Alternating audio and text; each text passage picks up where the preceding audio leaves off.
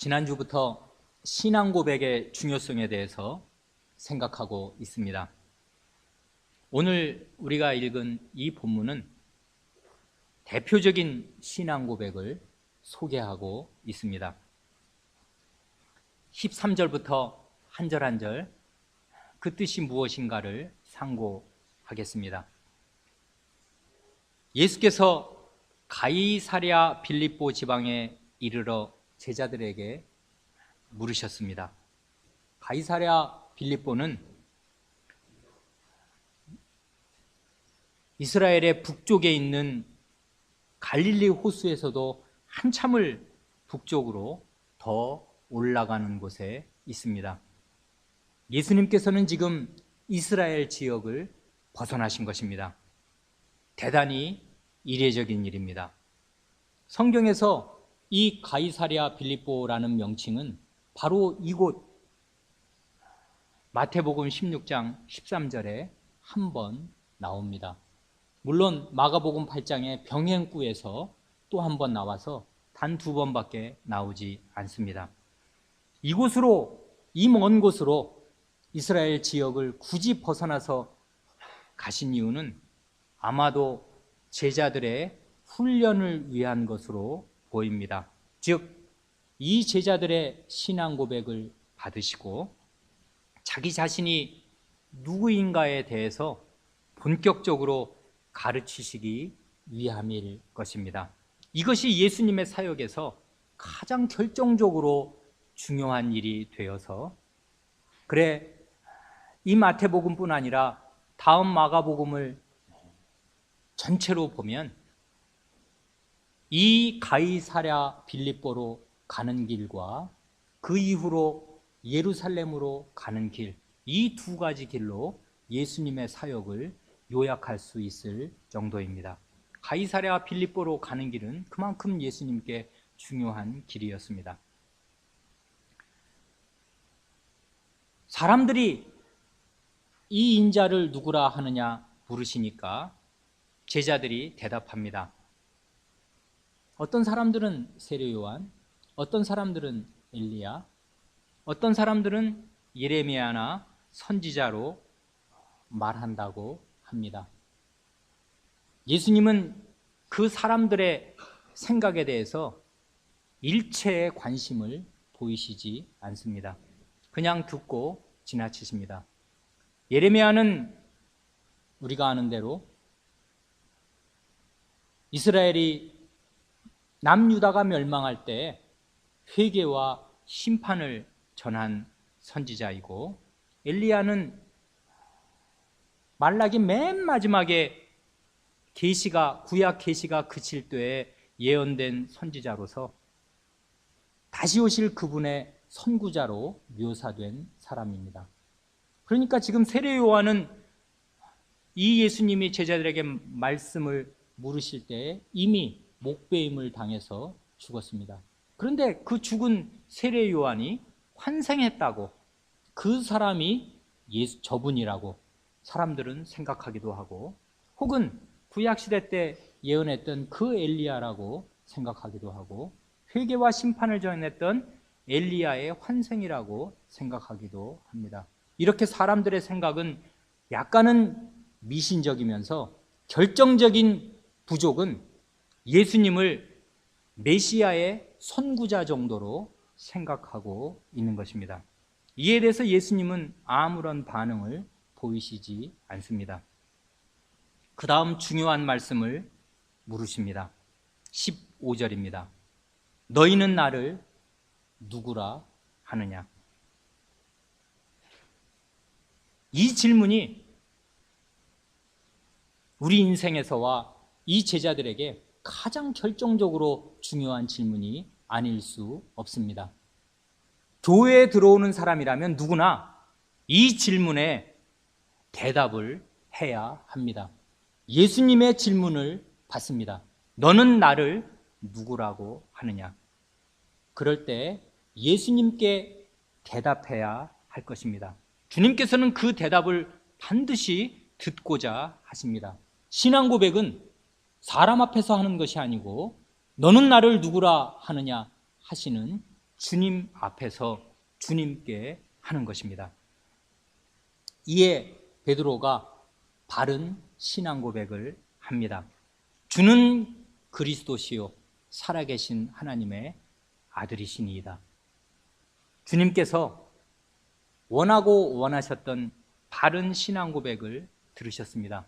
다른 사람들은 요약해서 말할 때 예수님을 메시아의 선구자 정도로 생각하였지만은 이 베드로 사도를 대표하는 12사도들은 예수님을 그리스도 자신, 하나님께서 보내신 그리스도 자신이라고 바르게 고백하면서 살아계신 하나님의 아들이라 하였습니다. 이 말은 얼핏 보면 불필요한 말처럼 보일 수도 있습니다. 하나님은 당연히 살아계신 분이시지만 구약시대 이래로 살아계신 하나님이라 할 때는 죽어있는 우상과 대비하여서 하나님을 살아계신 하나님이라 합니다. 그 살아계신 하나님께서 보내신 그리스도가 바로 당신, 제 앞에 계신 주님이시라 이렇게 고백합니다. 이러한 베드로의 신앙 고백을 잘 이어받은 베드로의 영적인 아들인 마가가 베드로의 영적인 아들로서 마가복음을 썼지 않습니까? 마가복음 1장 1절이 하나님의 아들 예수 그리스도의 복음의 시작이라 합니다. 그러니까 마가복음은 전체가 이제 우리가 다음 주부터 우리 어린 사람들이 주중에 마가복음을 읽을 텐데 마가복음 전체는 하나님의 아들 예수 그리스도의 복음을 가르치는 책입니다. 이런 베드로의 신앙 고백을 들으신 우리 주님께서 베드로를 가리켜서 말씀하시기를 17절에 바요나 시모나 내가 복이 있도다. 이를 내게 알게 하니는 혈육이 아니요 하늘에 계신 내 아버지시니라 하십니다. 바요나 시모나, 요나의 아들 시몬이라는 뜻입니다. 바는 아들이라는 뜻이니까요. 바디메오 하면 디메오의 아들이라는 뜻입니다. 바요나 하면 요나의 아들이라는 뜻이겠습니다.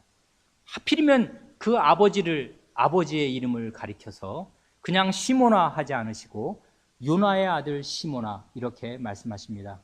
그렇게 말씀하시는데 이유가 없는 것이 아닙니다. 왜냐하면 이 고백을 하게 한 사람은 혈육, 내 혈통, 사람이 아니고 하늘에 계신 내 아버지이시니라 라고 말씀하시기 때문입니다.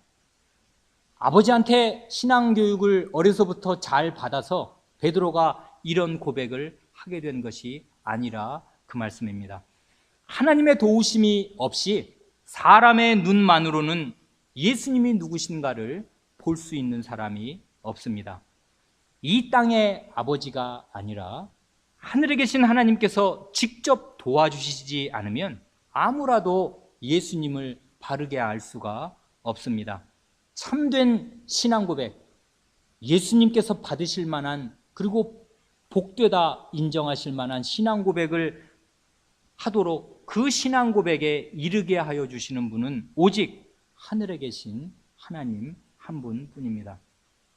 그래 요한복음 1장 12절 13절에서도 영접하는 자, 예수님을 영접하는 자죠. 예수님을 영접하는 자, 곧 그 이름, 예수님의 이름을 믿는 자들에게는 하나님의 자녀가 되는 권세를 주셨으니 이는 혈통으로나 육정으로나, 이 육정이라는 말은 육신의 뜻이라는 말이고요. 그러니까 그 바로 다음에 이어서 혈통으로나 육정으로나 사람의 뜻으로 나지 아니하고 오직 하나님께로서 난 자들이니라 합니다. 그러니까 예수님을 영접하고 그 이름을 믿는 것은 분명히 이 땅에서 우리들, 이 사람이 하는 일인데 이 일은 결코 혈통으로든지 사람의 뜻에 의해서 이렇게 됐으면 좋겠다, 저 사람이 참 예수님 믿으면 좋겠다 해서 되는 것이 아니고 하나님께로부터 말미암아 나야 한다 하십니다. 예수님께서 이 베드로의 신앙 고백을 받으시기 전에 마태복음 11장 마지막 부분에서도 이렇게 말씀하셨습니다. 내 아버지께서 모든 것을 내게 주셨으니 아버지 외에는 아들을 아는 자가 없고 또 아들과 아들의 소원대로 계시를 받는 자 외에는 아버지를 아는 자가 없느니라 하셨습니다. 하나님 아버지와 그분의 아드님은 영원한 신비입니다. 아드님 외에는 하나님 아버지가 누구신지를 알 수 있는 사람이 세상에 없고 또 그 아드님과 아드님의 소원대로 계시를 받는 자 이외에는 하나님 아버지를 알 자가 없습니다. 그러니 하나님의 계시가 없이는, 아드님의 계시가 없이는 이 세상에서 하나님을 알 자가 없으니까 하나님의 보내신 자 예수 그리스도를 알 길도 없습니다. 그러므로 모든 것은 결국 하나님의 계시가 있느냐 없느냐, 하나님께서 자기 자신을 열어 보여주시는가 안 열어 보여주시는가에 달려 있습니다. 그러므로 고린도전서 12장 3절에서는 누구든지 성신으로 아니하고는 누구든지 예수를 주시라 주님이라 할 수 없느니라 하십니다. 성신은 하나님이시니까 성신 하나님이 아니고서는 아무라도 예수님을 주님이라고 고백할 수 없다 하십니다. 그러니까 오늘 우리 여기에 있는 우리는, 교회 안에 들어온 우리는 다 주님께 대하여 신앙을 고백하고 예수님을 기꺼이 나의 주인으로 고백하고 나는 기꺼이 예수님의 종임을 인정하고 들어왔는데, 그렇게 된 것은 성신께서 그렇게 하여 주신 것이라 말씀하십니다. 어떻게 성신이 그렇게 하여 주신단 말인가 하는 그 연관 관계를 우리가 좀 더 잘 생각해 볼 필요가 있습니다. 이것이 우리의 구원의 결정적인 문제이기 때문에 그렇습니다. 지금 예수님은 베드로의 이 빛나는 고백을, 신앙 고백을 들으셨을 때, 그 들으시기 전에 이 신앙 고백을 받으시기 위하여 기도하셨습니다. 이 마태복음 16장과 병행 구절에 있는 누가복음 9장, 거기에도 베드로의 신앙 고백이 나오는데 9장 18절을 보면 예수께서 따로 기도하실 때 물어 가라사대 무리가 나를 누구라고 하느냐 하십니다.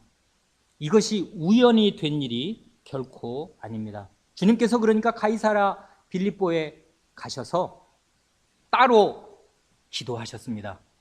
제자들에게 이 하나님의 아들 예수 그리스도를 바로 아는 지식과 신앙 고백이 생기도록 주님께서 기도하셨습니다. 이것이 작은 일이 아닙니다. 왜냐하면 누가복음에서는 예수님께서 기도하실 때마다 큰 일이 일어나는 것을 꼭 집어서 기록하고 있기 때문입니다. 예를 들면 누가복음 3장 21절 이하에서는 다른 복음서에서는 기록하지 않는 놀라운 사실 하나를 기록합니다. 예수께서 세례를 받으시고 물에서 올라와서 기도하실 때 하늘이 열리면서 성신이 비둘기 같은 형체로 그 위에 강림하시고 하늘로서 소리가 나기를 너는 내 사랑하는 아들이라 내가 너를 기뻐하노라 하시는 성부 하나님의 음성이 들립니다. 삼위 하나님이 동시에 한자리에 공생의 가장 초기에 나타나시는 이 놀라운 일이 예수님께서 세례받으시고 기도하실 때 일어났다 기록합니다.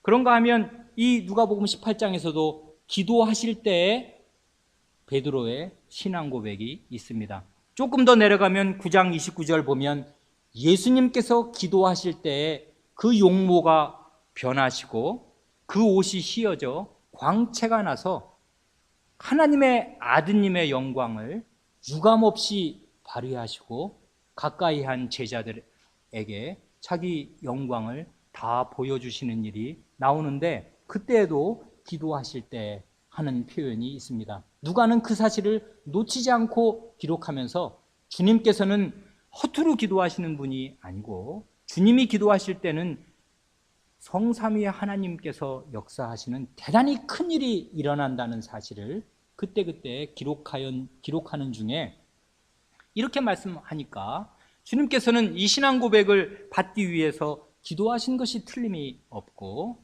또한 이것이 공생에 한 2년 반쯤 지났을 때 이 얘기고, 앞으로 한 1년 채 안 남아서 주님께서는 이제 이 지상 사역을 마치실 터인데, 그동안 주님께서 2년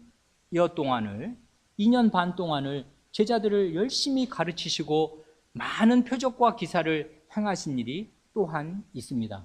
그러니까 예수님께서 봐라, 내가 너희를 위해서 기도했고 그동안 2년 반이나 이 하나님의 아들인 내가 얼마나 열심히 너희들을 가르쳤냐, 그러니 그런 고백하는 거 당연하지, 이렇게 말씀하신 것이 아니고, 이것을 너희에게 알게 한 분은 사람이 아니다, 사람이 아니고 오직 하늘에 계신 내 아버지께서 너희에게 가르쳐 주셨다 하십니다. 언제 하나님께서 베드로와 이 12사도에게 내려오셔서 야, 예수는 그리스도시고 하나님의 살아있는 하나님의 아들이다 하고 알려주셨단 말입니까? 전날 꿈에서 그러셨겠습니까? 환상을 보여주셨겠습니까? 우리는 어떻게 예수님께서 인정하실 만한 이 고백을 하나님의 도우심으로 하게 되는 것입니까? 그것은 다름이 아니라 요한복음 6장 63절, 살리는 것은 영이니 육은 무익하니라. 여기도 지금 육이 나오잖아요. 내가 너에게 이른 말이 영이요 생명이라. 예수님께서 지금 사람들에게, 이게 지금 오병이어 끝날 때 하시는 말씀 아니에요. 그 놀라운 표적을 보여주셨을 때 뜻밖의 많은 사람이, 대다수의 사람이 예수님을 떠났습니다. 왜 그러냐면 예수님이 주시는 물리적인 표적의 혜택만을 입으려 하고 예수님의 말씀이 생명을 주시는 성신 하나님의 말씀임은 믿지 못하였기 때문입니다. 그래서 많은 사람이 그 오병이어의 표적을 기점으로 해서 예수님을 떠나갔습니다. 그러니까 예수님께서 12제자에게 이르시되 너희도 가려느냐 하고 물으셨습니다.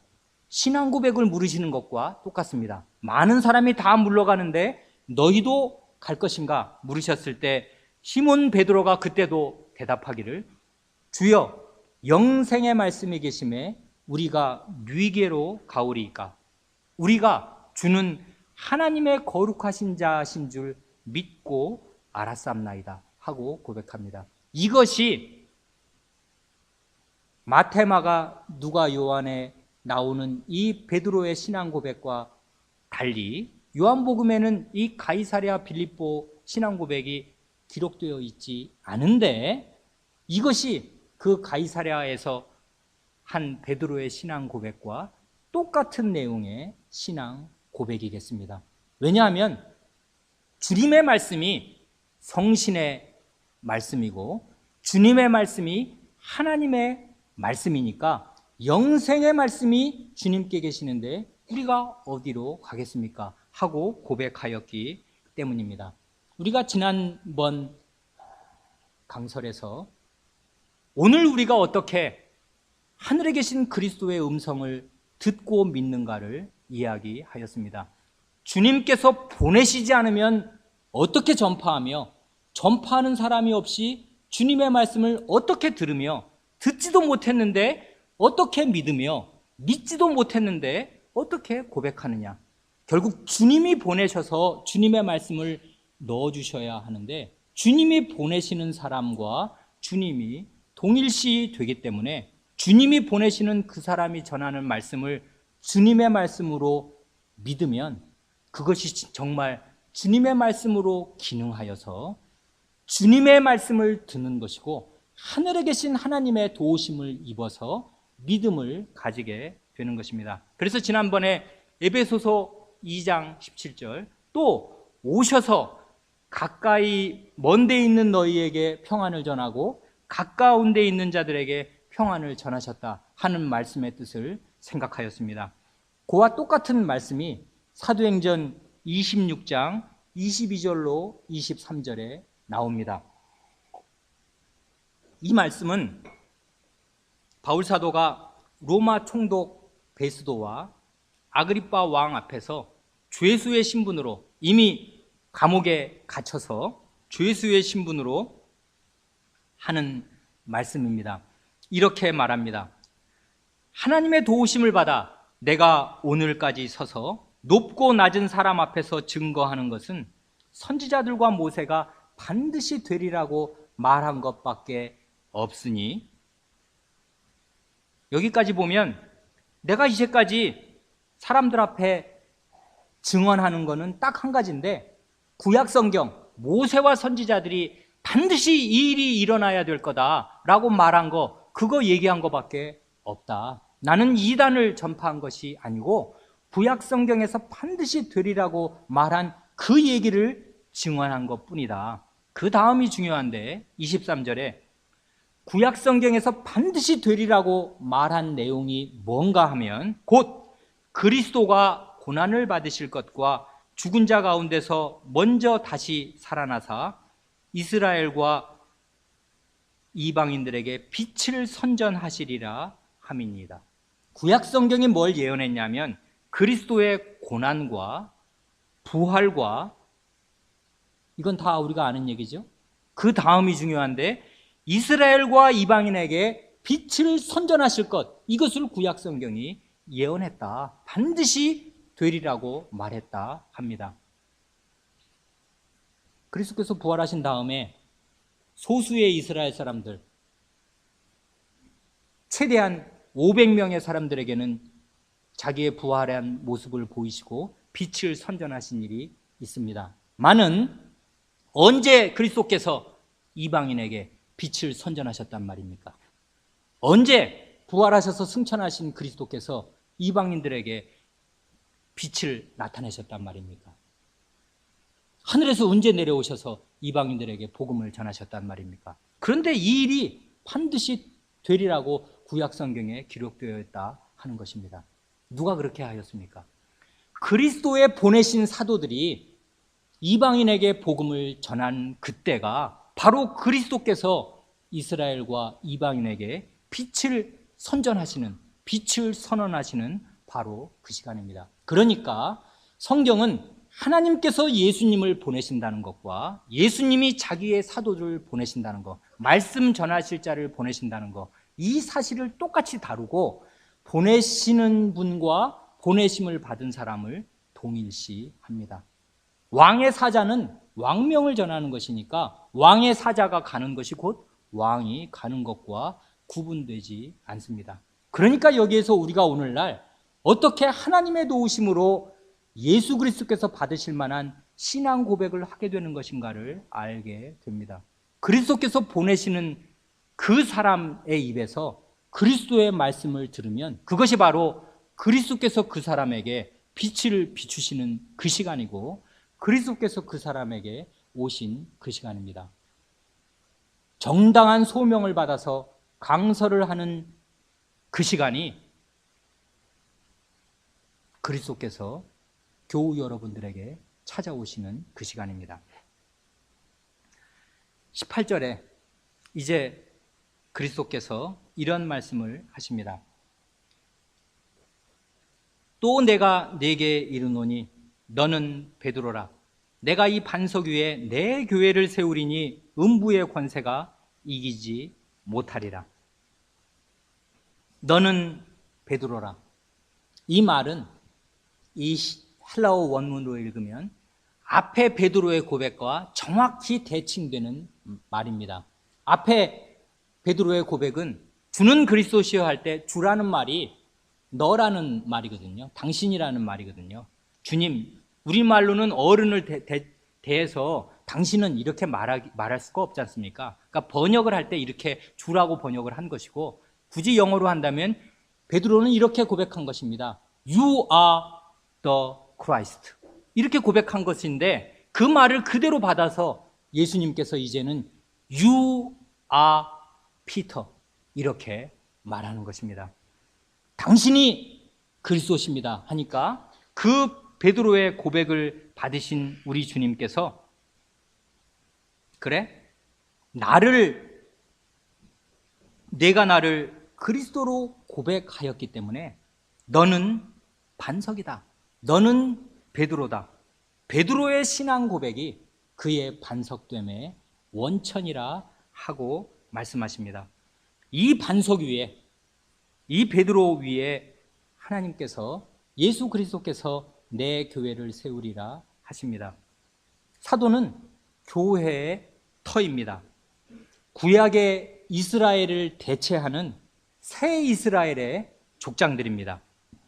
그래 예수님께서 조금 뒤에 마태복음 19장 28절에 가면 내가 진실로 너에게 이르노니 세상이 새롭게 되어 인자가 자기 영광의 보좌에 앉을 때 나를 좇는 너희도 12보좌에 앉아 이스라엘 12지파를 심판하리라 하십니다.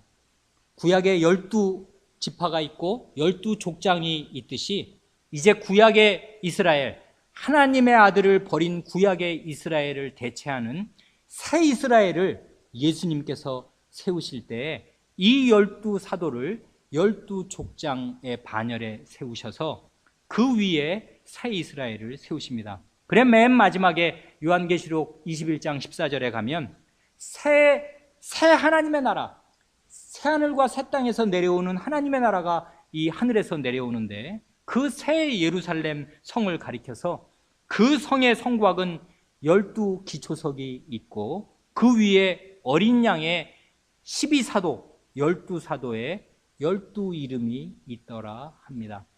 그래 이 신앙 고백을 받으신 그리스도께서 이 신앙 고백을 한 12사도들 위에 새 이스라엘을 세우실 뜻을 보이십니다. 그래 에베소서 2장에서는 너희는 사도들과 선지자들의 터 위에 세우심을 입은 자라. 그리스도 예수께서 친히 모퉁이 돌이 되셨느니라 합니다.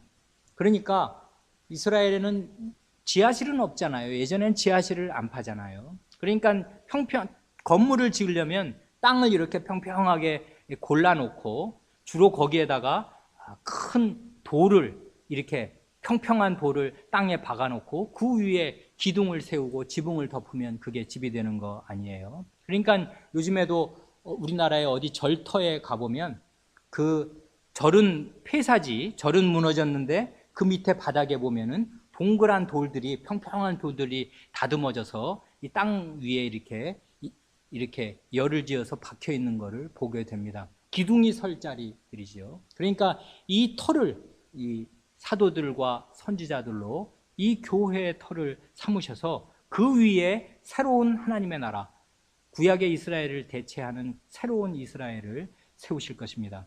그런데 고린도전서에서는 바울 사도가 말하기를 이 닦아둔 것 외에 내가 지혜로운 건축자가 돼서 이 터를 닦는데 이 닦아둔 터 외에 다른 터를 닦아둘 자가 없으니 이 터는 곧 그리스도 예수라 합니다. 그러니까 한편으로 사도가 주체자가 되어서 교회를 세운다고 표현할 때는 그리스도가 터가 되시고 성부 하나님께서 주체가 되어서 교회를 세우신다고 할 때는 사도들의 터를 바탕으로 그리스도를 머릿돌로 하여서 교회를 세우신다고 표현합니다. 이렇게 성경의 표현이 다양한데 결국 이 모퉁이 돌로 세운 바 된 그리스도나 이 터가 되는 사도들은 분리되지 않습니다. 사도들은 그리스도의 그 이름 그대로 그리스도의 보내신 자들이기 때문입니다. 보내신 분과 보내심 받은 자는 그 권위가 구분되지 않습니다. 구분되지 않아야 보내신 분의 권위가 그대로 살아나서 그리스도의 말씀을 들어야 구원을 얻기 때문에 그렇습니다. 이제 주님께서 그 베드로 위에, 이 반석 위에 내 교회를 세우리라 하시는데 주어가 나입니다. 내가 내 교회를 세우리니 하십니다. 내 교회라 하십니다. 이 교회의 소유권은 예수님께 있습니다. 이 교회라는 말이 헬라어로 에클레시아인데, 이 에클레시아라는 말이 이 마태복음에 유일하게 이곳과 18장 두 군데서만 나오고 복음서 어디에서도 나오지 않습니다. 이 나중에 교회가 수립될 사도행전 이후로 가면 교회라는 말이 많이 나와도, 서신서에는 무수히 나와도 복음서에는 여기 딱 두 군데에만 교회라는 말이 나옵니다. 아직 교회가 출범하지 않고 아직 세우시지 않았기 때문에 미래형으로 내가 내 교회를 세우리라 하십니다. 그러니까 교회는, 그게 참 교회라면 예수님의 교회지 목사의 교회가 아니고 장로의 교회가 아니고, 민주주의 시대라 교인들이 투표해서 교인들이 주인인 교회도 아닙니다. 교회의 주인은 오직 예수 그리스도 한 분뿐입니다. 이 교회는 어떤 교회인가 할 때, 음부의 문들이, 음부의 권세가 이기지 못하리라 할 때 그 권세라는 말이 헬라어 원어로는 문들입니다. 음부는 죽은 사람이 가는 곳인데, 문으로 죽은 사람이 한번 죽어서 음부 속으로 들어가면 문을 딱 닫아서 다시는 그 사람을 내보내지 않습니다. 그 음부의 문을 뚫고 나온 사람이 이제까지 없습니다. 간혹 구약시대 때, 무슨 엘리사 때 죽은 아들을 잠깐 살려준 일이 잠시 있었지요. 그러나 그것은 생명을 몇 년, 몇십 년 연장해 준 것에 불과하지 결국은 음부의 권세에서 빠져나오지는 못합니다. 그런 의미에서 유일하게 음부의 문을 뚫고 나온 부활의 첫 열매는 우리 주 예수 그리스도 한 분밖에 없고, 다른 사람은 진정한 의미에서 부활한 것이 아닙니다. 오직 음부의 문을 이기시는 분이 그리스도 한 분뿐이시기 때문에 그리스도께서 계시록 1장 17절 하반절 18절에서 말씀하시기를, 두려워 말라, 나는 처음이요 나중이니 곧 산자라, 내가 전에 죽었었노라. 볼지어다 이제 세세토록 살아있어 사망과 음부의 열쇠를 가졌노니 하십니다. 음부의 문을 깨뜨리고 나오신 그분에게 사망과 음부의 열쇠가 있습니다. 그런데 그 열쇠를 누가 소유하게 되는가? 누가 그 음부를 이기게 되는가 할 때, 내 교회라 말씀하신 예수 그리스도의 교회가 그 음부의 문을 이깁니다. 그러니까 예수 그리스도에 속한 사람은 죽어도 죽지 않습니다. 아무도 예수님의 권세가 아니면, 사망과 음부의 열쇠를 가지신 예수 그리스도가 아니면 결코 죽음의 세력에서 이 세상 어떤 장사도, 어떤 영웅호골도 벗어난 일이 없으되, 아담 이후로 모든 사람이 죽고 또 죽어 100번 고쳐 죽을 뿐이로되, 오직 내 교회라 하시는 예수 그리스도의 교회 안에 속한 사람들은 음부의 문들이, 음부의 대문이 견디지 못합니다. 이것은 곧 우리가 아까 성경 공부 시간에 본 아브라함이 이삭을 바쳤을 때 하나님이 자기를 걸고 맹세하시면서 내 씨가 내 대적의 문을 얻으리라 약속하신 그 복된 나라의 실현입니다.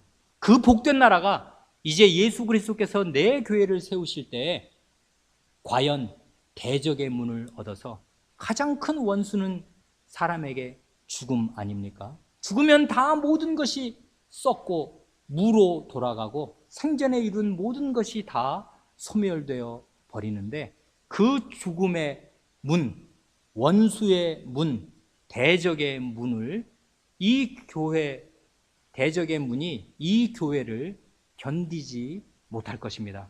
그러니까 우리가 이 교회 안에 들어와 있다는 것이 어떻게 큰 복인지 알 수 없습니다.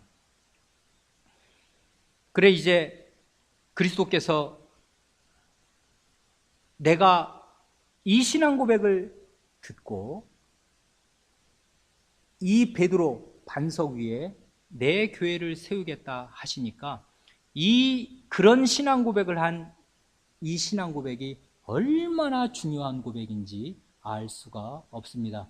예수님께서 아브라함에게 언약하신 그 대적의 문을 이제 깨뜨리실 그 일을 성취하실 때 이 신앙 고백을 들으시는 그 자리에서 그 일을 성취할 뜻을 밝히셨기 때문입니다. 곧이어서 주님께서 19절에서 이런 놀라운 말씀을 하십니다. 19절, 내가 천국 열쇠를 내게 주리니 내가 땅에서 무엇이든지 매면 하늘에서도 매일 것이요 내가 땅에서 무엇이든지 풀면 하늘에서도 풀리리라 하시고, 천국은 하늘천 나라국이니까 하늘나라 아닙니까? 이 천국은 당연히 하늘에 있는 나라인데 그 교회는 내가 내 교회를 세울 것이다 할 때 그 교회는 당연히 땅에 있는 교회 아니에요. 그런데 18절에 있는 이 땅에서 세우실 이 교회와 하늘에 있는 나라가 연결되어 있는 것을 보게 됩니다. 그래 천국의 하늘나라의 열쇠를 이제 베드로에게, 제자에게 주실 것인데, 베드로는 당연히 땅에 있는 사람인데 이 땅에 있는 사람이 땅에서 무엇을 묶어 놓으면은 하늘이 연동되어 있어서 하늘에서도 묶이고 땅에서 무엇을 풀어 놓으면 하늘에서도 풀린다 합니다. 이 매고 푼다는 말은 유대인들의 랍비들의 언어인데, 맨다는 말은 구속을 한다는 얘기죠. 이 출교, 묶어서 출교한다, 이 이스라엘 나라 밖으로 내보낸다, 그것이고, 푼다는 말은 그 맨 것을 다시 풀어주어서 다시 해벌을 하고 받아들인다 하는 뜻입니다. 그러니까 출교, 이스라엘 나라, 하나님 나라 밖으로 내보내는 거, 하나님 나라 안으로 들어오는 거가 매고 푼다는 말의 뜻입니다. 이 천국 열쇠를 원래 주님께서 사망과 음부의 권세를 가지시고 천국의 주인으로서 열쇠를 자신이 갖고 있으신데 이 열쇠를 이 베드로에게 주시겠다 하십니다. 내가 천국 열쇠를 내게 주니까 내가 천국에 들이든지 천국에 들이지 않든지를 내가 결정하게 될 것이다 하십니다. 이것이 놀라운 일이 아닐 수가 없습니다. 그리스도께서 자기 자신과 자기가 보내시는 사도를 동일시하지 않고서는 이런 거대한 권한을 사람에게 맡기실 수가 없는 것입니다. 그래 이와 똑같은 뜻을 요한복음 20장 23절에서는 사도들을 가리켜서, 아까는 베드로 한 사람에게 이런 권한을 주시는 것처럼 보여서 로마 교회에서는 이 말을 왕왕 오해하여서 이 베드로의 권한이 베드로의 후계자인 역대 교황들에게도 이어진다, 그렇게 말을 합니다마는 그것은 하나님 말씀에 대한 오해인 것이 분명한 것이, 요한복음 2장 23절을 보면 너희가 네 죄든지 사하면 사하여질 것이요 네 죄든지 그대로 두면 그대로 있으리라 하십니다. 누가 감히 하나님 외에 사죄하는 권세가 있단 말입니까? 사죄를 받고 이 천국에 들어와 죄에 싹슨 사망인 음부에 들어가지 않게 되는 것인데, 이 권한을 누구에게 주냐 하면 사도들에게 주셔서 너희가 네 죄든지 사하면 사하여질 것이요 네 죄든지 그대로 두면 그대로 있으리라 하십니다. 또 교회라는 말이 다시 한번 나오는 이 마태복음 18장에 가면 거기 18절에서도 이제는 베드로 한 사람이 아니라 너희 사도들을 중심으로 한 그 교회, 사도단을 가리켜서, 교회를 가리켜서 무엇인지 너희가 땅에서 매면 하늘에서도 매일 것이요 무엇이든지 땅에서 풀면 하늘에서도 풀리리라. 천국의 열쇠를 주셨을 때 결국 하는 일이 이 일이었는데, 매고 풀어서 천국에서 내보내든지 천국으로 들이든지 하는 일을 베드로 사도에게 그 권한을 주신다 하셨는데, 그것이 이제 18장으로 가면 너희에게 사도단으로, 사도들이 중심에 있는 이 교회에 그 권한을 주시는 것으로 말씀하십니다. 그러니 베드로 한 사람의 권한을 교황이 이어받은 것이 아닙니다. 주님을 몸으로 주님을 머리로 하는 주님의 몸인 교회가 사도들의 가르침을 받아 사도의 가르침 위에 확고하게 서 있을 때 누가 천국에 들어올 사람이며 누가 천국에서 쫓겨날 사람인가를 아는 것입니다. 그래, 우리가 고백하는 하이델베르크 음답 83문에서는 천국의 열쇠는 무엇입니까? 할 때 거룩한 복음의 강설과 교회의 권징인데 이 두 가지를 통하여 믿는 자에게는 천국이 열리고 믿지 않는 자에게는 닫힙니다 합니다. 베드로가 받은, 그리고 교회가 받은, 사도들이 받은 이 천국의 열쇠란 결국 거룩한 복음의 강설과 교회의 권징입니다.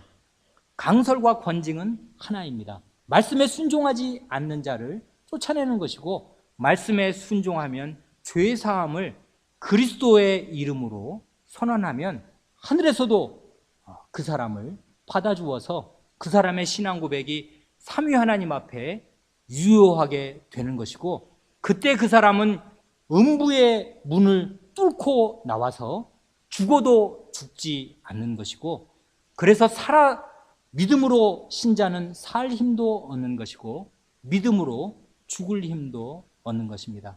이 신앙 고백과 함께 이 음부의 문들이 이기지 못하는 주님의 교회 안으로 들어온다는 것이 바로 천국으로 들어오는 것이고, 이 일만큼 세상에서 복된 일이 없습니다. 그러니 교회의 교적은 결코 값싼 것이 아닙니다. 그저 아무나 들어오면 등록하라고 교회의 교적을 내어준다면 그것은 이 교회의 교인됨의 가치가 얼마나 고귀한 것인지 주님의 말씀을 하나도 이해하지 못하니까 그렇게 헐값으로 아무한테나 교적을 내어주는 것입니다. 주님의 마음의 뜻을 알고 있는 교회라면 결코 그렇게 할 수가 없습니다. 주님께서 그런데 20절에 가면 놀라운 말씀을 하십니다. 이에 제자들을 경계하사 자기가 그리스도인 것을 아무에게도 이르지 말라 하십니다. 이게 웬 말입니까? 아니, 예수님이 그리스도이신 것을 믿고 고백을 해야 음부의 문을 뚫고 나와서 천국에 들어가는 것인데, 예수님이 그리스도인 것을 알리지 말라고, 말하지 말라, 아무한테도 말하지 말라고 하십니다. 말하자면 숨기라고 하십니다. 너희만 알고 있어라 하십니다. 이게 웬 말입니까? 그 뒤를 읽어보면 왜 주님이 이렇게 말씀하셨는지 충분히 알 수 있습니다.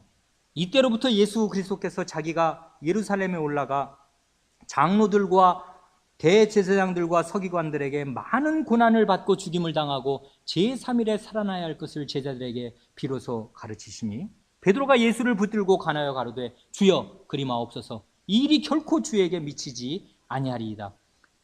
예수께서 돌이키시며 베드로에게 이르시되 사단아 내 뒤로 물러가라, 너는 나를 넘어지게 하는 자로다. 내가 하나님의 일을 생각지 아니하고 도리어 사람의 일을 생각하는도다 하십니다. 신앙 고백을 잘한 베드로가 아직 그리스도가 누구인지를 제대로 모르고 있습니다. 그러니까 한 번의 신앙 고백이 그 사람을 단번에 반석 위에 올려놓는 것이 아닙니다. 신앙 고백을 잘하였다고 하여서 그 사람이 사탄처럼 안 될 수 있는 것이 아닙니다. 사탄아 내 뒤로 물러가라. 바로 신앙 고백을 해서 그 복된 주님의 복을 받고 그 어마어마한 권세를 이양받은 베드로가 그 입에 침이 마르기도 전에 주님께 이런 큰 책망을 받습니다. 그러니 한 번의 신앙 고백이 그 사람을 그리스도의 제자가 되게 하는 것이 아닙니다. 배워야 할 그리스도는 너무나 크시고 배워야 할 그리스도의 고난과 부활의 의미는 한없이 넓고 깊습니다. 그리스도는 끝없이 배워가야 할 우리의 과제가 되십니다. 거기 돌이키시며 베드로에게 이르시되, 그래서 예수님이 뒤를 돌아보시면서 베드로에게 이르신 말씀처럼 그렇게 나와 있는데 그것이 사실인데, 마가복음의 병행구를 보면 돌이켜 제자들을 보시며 베드로에게 이 말씀을 하셨습니다. 모든 제자들이 베드로와 똑같은 수준에 있었던 것입니다. 그러니까 모든 제자들이 예수님의 고난과 부활을 이해하지 못하고 예수님의 고난을 막아서려 했습니다. 그래서 예수님께서 그 제자들을 둘러보시면서 대표로 신앙 고백을 한, 그리고 대표로 예수님의 고난을 부인한 그 베드로를 책망하신 것입니다. 그러니까 신앙 고백은 과거에 한 번 한 것으로 그치는 것이 아니라 현재 진행형으로 그리스도가 누구신지를 계속 배워가지 않으면 과거의 신앙 고백은 별 효용이 없는 것입니다. 그리스도는 살아계신 분 아닙니까? 살아계신 분이고 그 그리스도가 무엇을 하시는 분인지를 제대로 알아야 합니다. 그래 24절 25절에 이에 예수께서 제자들에게 이르시되 아무든지 나를 따라오려거든 내 제자가 되려면은 자기를 부인하고 자기 십자가를 지고 나를 좇을 것이니라. 누구든지 제 목숨을 구원코자 하면 잃을 것이요 누구든지 나를 위하여 제 목숨을 잃으면 찾으리라 하십니다. 그리스도의 고난과 부활을 어디에 지금 연결시키냐면 제자들의 고난과 부활에 연결시킵니다. 우리가 그리스도의 고난과 부활을 어떻게 알아야 하는가 할 때 그리스도의 고난과 부활은 나를 위해서, 나를 구원하기 위해서 그리스도께서 혼자 이루신 일일 뿐만 아니라 나도 나의 주님이신 그리스도와 연합하여서 그리스도와 함께 죽고 그리스도와 함께 부활하지 않으면 안 된다는 사실을 모르고서 그 도리를 모르는 사람, 그리스도와 함께 죽고 그리스도와 함께 산다는 것을 모르는 사람, 그럼으로써 그리스도와 함께 죽음으로써 죄에 물든 자기 자신을 부인하고 그리스도와 함께 삶으로써 그리스도의 부활하신 생명으로 산다는 것이 무엇인지를 모르는 사람은 그리스도의 고난과 부활을 참되게 깨우친 사람이 아닙니다. 그런 사람의 신앙 고백은 말하자면 반쪽이고 말하자면 헛것입니다. 그러니까 그 사람은 신앙 고백을 한 그 다음 순간에 사탄아 내 뒤로 물러가라 하는 고백을 하는 책망을 받을 수밖에 없는 것입니다. 여기에 자기 부인에서 핵심적으로 중요한 말이 나옵니다. 내가 하나님의 일을 생각지 아니하고 사람의 일을 생각한다 하는 것입니다. 교회를 10년 다니고 20년 다닌 뒤에 떠나는 사람들이 있습니다. 그 사람들을 만나보면 공통된 놀라운 점이 한 가지 있는데 생각이 하나도 안 바뀌었습니다. 하나님의 말씀을 10년을 들었는데 한 번을 들어도 그것이 하나님의 말씀이면 그 천둥치는 말씀 앞에 자기의 생각이 변화되어야 되는데 자기 생각이 10년이 되었는데 하나도 안 바뀌었습니다. 계속 하나님의 일을 생각지 않고 사람의 일, 자기 생각을 고집하였기 때문입니다. 자기 부인은 자기 생각을 꺾고 하나님의 말씀 앞에 굴복하는 것입니다. 오늘 아침에 성경 공부 시간에 본 대로 족장과 같은 이삭이라고 하여도 그분이 하나님 나라의 족장인데 하나님 말씀을 귀담아 듣지 않고 자기 생각을 더 우선되게 하면 큰일 날 뻔하지 않았습니까? 결국 그 집안에 사달이 난 것은 족장인 이삭이 하나님 말씀을 제대로 깨닫지 않고 하나님의 일을 생각지 않고 사람의 일을 생각하였기 때문입니다. 자기의 생각과 자기의 기호를 쫓았기 때문에 큰아들은 둘째 아들을 죽이려고 하였고 둘째 아들은 도망을 치지 않을 수 없었고 부인은 자기를 속이지 않을 수 없었습니다. 이런 일들이 교회 안에서 왕왕 일어납니다. 하나님의 일을 생각지 않고 사람의 일을 생각하기 때문입니다. 바울 사도의 신앙 고백은 이렇습니다. 빌립보서 3장 10절 12절 내가 그리스도와 그 부활의 권능과 그 고난에 참여함을 알려하여 그의 죽으심을 본받아 어찌하든지 죽은 자 가운데서 부활에 이르려 하노니 내가 이미 얻었다 함도 아니요 온전히 이루었다 함도 아니라 오직 내가 그리스도 예수께 잡힌 바 된 그것을 잡으려고 쫓아가노라. 이것이 인생의 말년에 30여 년간 사도의 일을 다한 바울 사도의 신앙 고백입니다. 그분이 알고 싶었던 것은 그리스도의 고난과 부활에 참여하는 것이었습니다. 이것이 그의 신앙 고백입니다.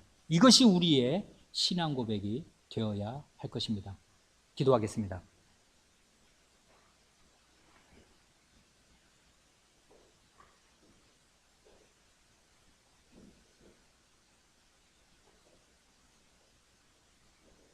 하나님 아버지,